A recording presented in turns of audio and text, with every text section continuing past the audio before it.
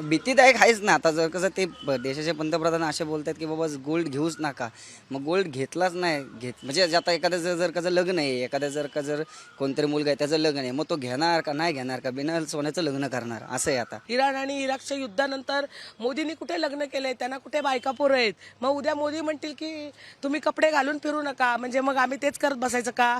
फडणवीसना गृहमंत्रीचं पद दिलंय, सीएम बनवला, आमचे प्रश्न सॉल्व्ह करण्यासाठी बनवला ना, का स्वतःला मर्सिडीज कारमधनं फिरवण्यासाठी बनवला? पाकिस्तानवर जी आपली परिस्थिती आली आहे त्यांच्या इथं आता 480 रुपये लिटर तेल झाले आणि जे आपलं गाडींचं डिझेल आणि पेट्रोल आहे ते त्यांच्या इथं 500 रुपये लिटरने परिस्थिती 6 वेळेस वाढण्यात आली आहे. तर आपल्याला एक आपल्या पंतप्रधानांनी सावध केलंय. तसं बी गोल्ड म्हणजे सोनं घेणं आता सामान्य माणसाच्या तरी हातात काय असं राहिलेलं नाही, मिडल ह्युमनच्या. त्यामुळं तसं बरोबर पण वाटतंय. निर्णय एकदम चांगला पण नाही हो. काय काय सरकारची पण म्हणजे बाजू चुकीची थोडी आहे.